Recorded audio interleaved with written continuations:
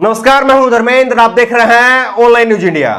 उत्तर प्रदेश के मुख्यमंत्री योगी आदित्यनाथ को इस्तीफा दे देना चाहिए। उत्तर प्रदेश के मुख्यमंत्री योगी आदित्यनाथ को दोबारा से गोरखपुर लौट जाना चाहिए और वहां जाकर के घंटी घड़ियाल बजाने का काम करना चाहिए, क्योंकि उत्तर प्रदेश के मुख्यमंत्री के बस की बात नहीं है उत्तर प्रदेश की सरकार चलाना, उत्तर प्रदेश की कानून व्यवस्था को कायम करना। यह उत्तर प्रदेश के मुख्यमंत्री के बूते की बहार की बात हो चली है। उत्तर प्रदेश में एक के बाद एक लगातार अपराध की घटनाएं बढ़ती जा रही है। लूट, हत्या, किडनैपिंग और बलात्कार जैसे जघन्य अपराध अब उत्तर प्रदेश में आम हो गए हैं। हाथरस की घटना को अभी देश भूला भी नहीं है। हाथरस की बेटी को इंसाफ भी नहीं मिला है और हाथरस की बेटी के मां बाप के आंसू अभी सूखे भी नहीं है कि अब उत्तर प्रदेश के ही बलरामपुर से एक दलित बच्ची के साथ में जघन्य अपराध का मामला और सामने आया है। उत्तर प्रदेश के बलरामपुर में एक 21 साल की दलित बेटी के साथ में बलात्कार किया गया। यह बेटी अपने कॉलेज जा रही थी और वहां पर बीच रास्ते में इसका किडनैपिंग कर लिया गया। किडनैपिंग करने के बाद में इसका बलात्कार किया गया।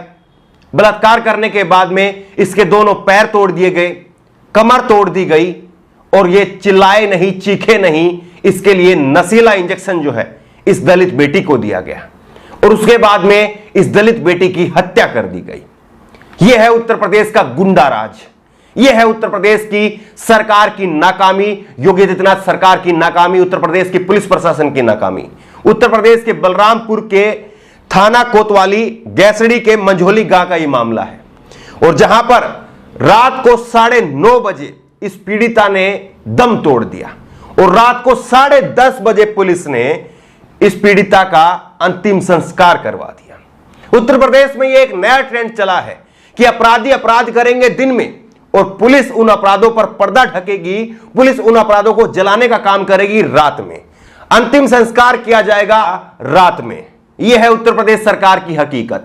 अपराधी दिन में अपराध करते हैं, खुलेआम अपराध करते हैं। उत्तर प्रदेश सरकार को चुनौती देते हुए अपराध करते हैं। उत्तर प्रदेश सरकार की मिलीभगती से, पुलिस की मिलीभगती से अपराध करते हैं और वहीं पर पुलिस इन अपराधियों पर पर्दा डालने का काम करती है रात को। सबसे पहले तो ये तस्वीरें आप देखिए कि किस तरह से इस बेटी का शव एक टेंपो में लाया जा रहा है।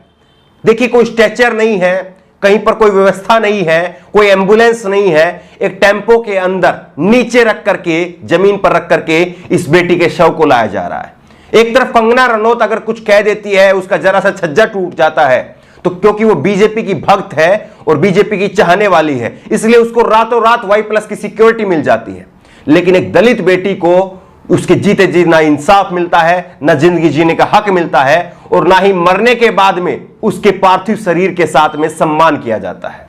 देखिए किस तरह से जो है, एक तरफ कंगना रनौत है, उसको Y+ की सिक्योरिटी मिलती है और किस तरह से इस बेटी को जो है वो जमीन पर एक टेंपो के अंदर जो है उसके शव को रख करके लाया जा रहा है। पहले आप ये तस्वीर देखिए।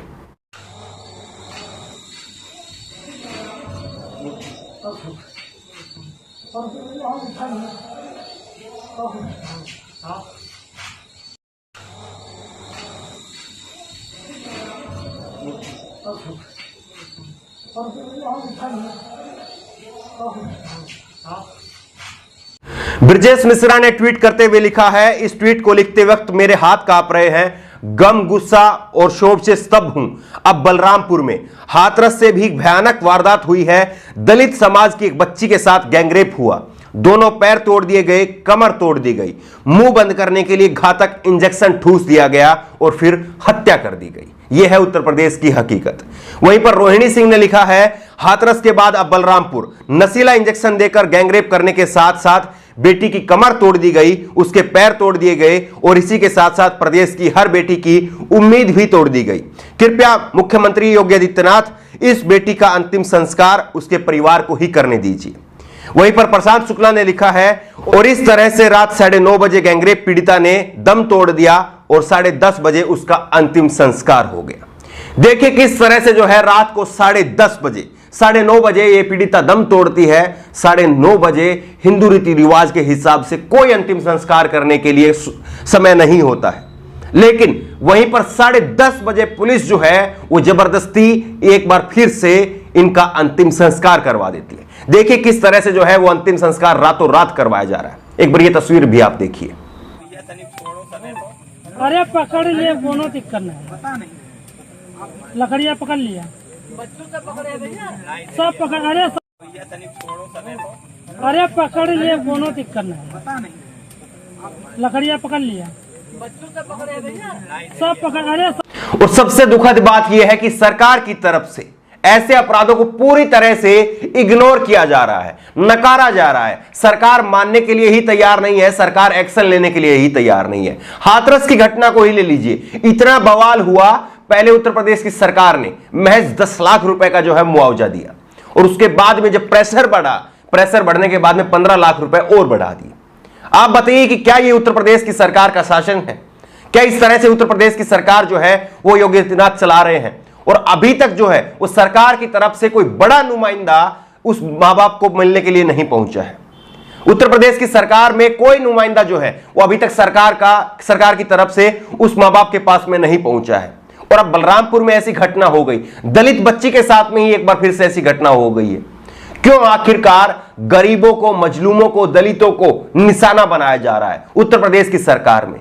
क्या फिर इसीलिए जो है वो लोग नारा देते थे कि ये सूट बूट की सरकार है, अमीरों की सरकार है, गुंडों की सरकार है, अपराधियों की सरकार है?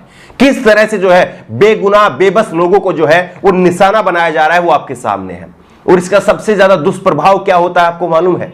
इसका सबसे ज्यादा दुष्प्रभाव यह होता है कि ऐसी घटनाओं के बाद में ना जाने कितने मां बाप, ध्यान से सुनिएगा इस बात को, ऐसी घटनाओं के बाद में ना जाने कितने मां बाप अपनी बच्चियों को स्कूल भेजने से पीछे हट जाएंगे।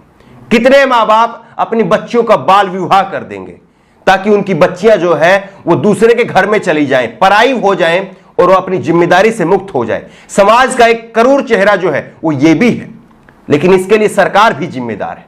अगर सरकार इस तरह से अपराधों पर लगाम लगाएगी तो उन मां बापों की भी कुछ हिम्मत बंधेगी, उन मां बापों की भी हिम्मत बंधेगी और उन बेटियों को भी जो है वो अवसर मिल सकेगा, वो बेटियां कुछ कर पाएंगी। लेकिन ऐसी घटनाओं की वजह से ही ना जाने कितनी लड़कियों को स्कूल छोड़ने पर, कॉलेज छोड़ने पर मजबूर होने पड़ेगा और कितनी लड़कियों का बाल विवाह कर दिया जाएगा। कितने लोग ऐसे थे तो 2019 के चुनाव में मैं भी चौकीदार का नारा जो है वो बुलंद कर रहे थे, अपने नाम के आगे चौकीदार लिख रहे थे। आज कहां है वो चौकीदार? आज कहां है वो लोग? कहां मर गए हैं वो सब के सब चौकीदार? आज बेटियों के साथ में इस तरह से जघन्य अपराध हो रहे हैं और कोई देखने वाला, सुनने वाला नहीं है। ब्रजेश मिश्रा के भारत समाचार के एक रिपोर्टर हैं वीरेंद्र सिंह, और बेहद शानदार तरीके से व्यंग्य करते हैं। एक बार आप उनको सुनिए, चौकीदार को लेकर के किस तरह से सरकार पर व्यंग्य किया है, एक बार जरूर सुनिए। आपको वो दिन याद होगा जब लोग कहते थे कि मैं भी चौकीदार हूं। कहां गए वो सब चौकीदार? लुट रही है बेटियों की आबरू भरे बाजार में, और कहां गए वो जो कहते थे मैं भी चौकीदार हूं? वो आज दिख नहीं रहे हैं। कलयुग में हैवानों को पहचानना बहुत कठिन हो गया है, क्योंकि ये शराब, जुआ, चाय, कॉफी, प्याज, लहसुन सब छोड़ के रखते हैं और शराफत का ऐसा चोंगा ओढ़े रहते हैं कि इनकी हैवानियत को कोई आसानी से नहीं पहचान सकता। जी। और ये जो दर्द हमारे सामने निकला है जी। किसी बेटी को अगर आप ये बता देंगे कि वो गलत थी, इससे किसी का अपराध कम नहीं हो जाता। जिस क्रूरता से उसको मारा गया है बड़ी शर्मसार है। उन नाव की घटना को लोग भूले नहीं है जब बेटियों को जिंदा जलाया गया था और जली हालत में वो 1 किलोमीटर पैदल चलकर आई थी। अफसर सरकार की नाक कटाने पर आमादा हैं और जनता के बीच सरकार की किरकिरी हो रही है। अब ये सरकार को देखना होगा जी कि उसको उत्तर प्रदेश की 23 करोड़ जनता का भला चाहिए या उसके अफसरों का, कि जो लोग मलाई काटने में व्यस्त हैं। जी। ज्यादा समय नहीं है जी। 4 लाइनें कहूंगा और आज 2 बातें कहूंगा ब्रजेश जी, दोनों सुनिएगा, क्योंकि एक राजतंत्र से जुड़ी है और एक समाज से। कि लुटेरा है अगर आजाद तो अपमान सबका है, और लुटी है अगर एक बेटी तो लुटा सम्मान सबका है। बनो इंसान पहले छोड़कर तुम बात मजहब की, और लड़ो मिलकर दरिंदों से, ये हिंदुस्तान सबका है। लेकिन समस्या ये है कि इन गरीबों की फरियाद राजभवनों तक नहीं जाती हैं, बड़े बड़े पत्थरों से टकरा कर लौट आती हैं। एक साहित्यकार ने इस पर एक व्यंग्य लिखा है कि राजभवन की ओर न जाएं फरियादें, पत्थरों में अभ्यंतर नहीं होता, और ये सियासत की तवायफ का दुपट्टा है, किसी के आंसुओं से नम नहीं होता। आज देश के राष्ट्रपति रामनाथ कोविंद जी का जन्मदिन है। उनको बधाई हो, उनका स्वास्थ्य अच्छा हो। लेकिन राष्ट्रपति रामनाथ कोविंद जी, आप देखिए कि किस तरह से उत्तर प्रदेश में गुंडा राज हो रहा है। क्या राष्ट्रपति रामनाथ कोविंद जी आप ये देख रहे हैं कि उत्तर प्रदेश की सरकार किस तरह से नाकाम हो गई है? क्या उत्तर प्रदेश में राष्ट्रपति रामनाथ कोविंद जी आप ये देख रहे हैं कि उत्तर प्रदेश में राष्ट्रपति शासन लगा दिया जाना चाहिए, ये समय आ गया है? या राष्ट्रपति रामनाथ कोविंद जी आप ये नहीं देख रहे हैं कि किस तरह से दलितों के साथ में अत्याचार हो रहा है? और जब भाजपा ने आपको राष्ट्रपति बनाया था, उस वक्त में कहा था कि आप एक दलित को जो है भाजपा राष्ट्रपति बना रही है।